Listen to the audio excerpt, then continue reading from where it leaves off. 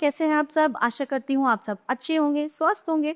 स्वागत है आपका इस कक्षा में। आइए आज हम पढ़ते हैं हिंदी का अध्याय 15, एवरेस्ट के साथ मेरी भेंट।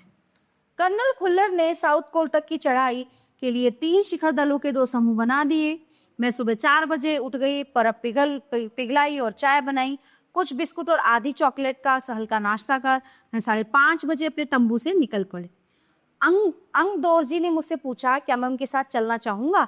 उन पर विश्वास था और साथ साथ में अपनी आरोहण सुबह 6:20 पर जब अंग दोरजी और मैं साउथ पोल से बाहर निकले, हल्की हल्की हवा चल रही थी और ठंड बहुत अधिक थी। हमने बगैर रस्सी की चढ़ाई की। अंग दोरजी एक निश्चित गति से ऊपर चढ़ते गए। मुझे उनके साथ चलने में कोई कठिनाई नहीं हुई। जमी हुई बर्फ की सीधी और ढलाऊ चट्टानें इतनी सख्त और भुरभुरी थी मानो शीशे की चादरें बिछी हों। हमें बर्फ काटने के लिए फावड़े का इस्तेमाल करना पड़ा। 2 घंटे से कम समय में ही शिखर कैंप पर पहुंच गए। अंग दोरजी ने पीछे मुड़कर पूछा क्या तुम थक गई हो? मैंने जवाब दिया नहीं। ये सुनकर वे बहुत अधिक आश्चर्यचकित और आनंदित हुए। फिर थोड़ी चाय पीने के बाद हमने पुनः चढ़ाई शुरू की। लाटू एक नायलॉन की रस्सी लाया था। अंग दोरजी और मैं रस्सी के सहारे चढ़े जबकि लाटू एक हाथ से रस्सी पकड़े हुए बीच में चला। तभी लाटू ने गौर किया कि मैं इन ऊंचाइयों के लिए आवश्यक ऑक्सीजन की अपेक्षा कम ऑक्सीजन लेकर चढ़ रही थी, यानी कि लगभग 2.5 लीटर प्रति मिनट के अनुपात से लेकर चढ़ रही थी। मेरे रेगुलेटर पर जैसे ही इसने ऑक्सीजन की आपूर्ति बढ़ाई, मुझे कठिन चढ़ाई आसान लगने लगी।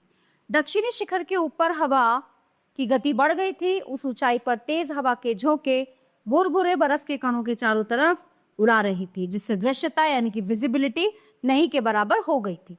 मैंने देखा कि केवल थोड़ी देर के बाद कोई ऊंची चढ़ाई नहीं है। ढलान एकदम सीधी हो गई। मेरी सांस मानो रुक गई। मुझे लगा कि सफलता बहुत नजदीक। 20 मई 1984 के दिन दोपहर के 1:07 पर मैं एवरेस्ट की चोटी पर खड़ी थी। एवरेस्ट की चोटी पर पहुंचने वाली मैं प्रथम भारतीय महिला थी। एवरेस्ट की चोटी पर इतनी जगह नहीं थी कि 2 व्यक्ति साथ साथ खड़े हो सकें। चारों तरफ हजारों मीटर लंबी सीधी ढलान को देखते हुए हमारे सामने मुख्य प्रश्न सुरक्षा का था। हमने फावड़े से पहले बर्फ की खुदाई करके अपने आप को सुरक्षित रूप से स्थिर किया।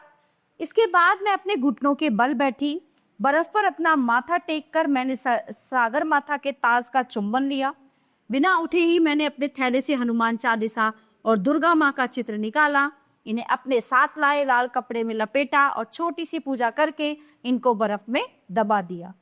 उठकर मैं अपने दल नेता अंग दोरजी के प्रति आदर भाव से झुकी। उन्होंने मुझे गले से लगाया। कुछ देर बाद सोनम पुलजर पहुंचे और उन्होंने हमारे फोटो ली। इस समय तक लाटू ने हमारे नेता को एवरेस्ट पर हमारे पहुंचने की सूचना दे दी थी।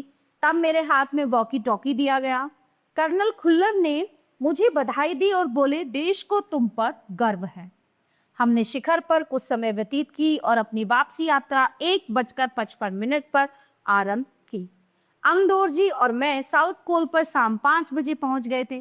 साउथ पोल से शिखर तक और वापस साउथ पोल तक की यात्रा 10 घंटे 40 मिनट में पूरी करने में सबने हमें बधाई दी। जब अपने तंबू में लौट रही थी, मैंने मेजर कुमार को कर्नल खुल्लर वायरलेस पर बात करते सुना।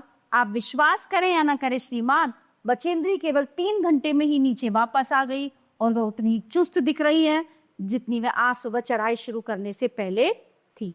मुझे पर्वतारोहण में श्रेष्ठता के लिए भारतीय पर्वतारोहण संघ का प्रतिष्ठित स्वर्ण पदक तथा अन्य अनेक सम्मान और पुरस्कार प्रदान किए गए।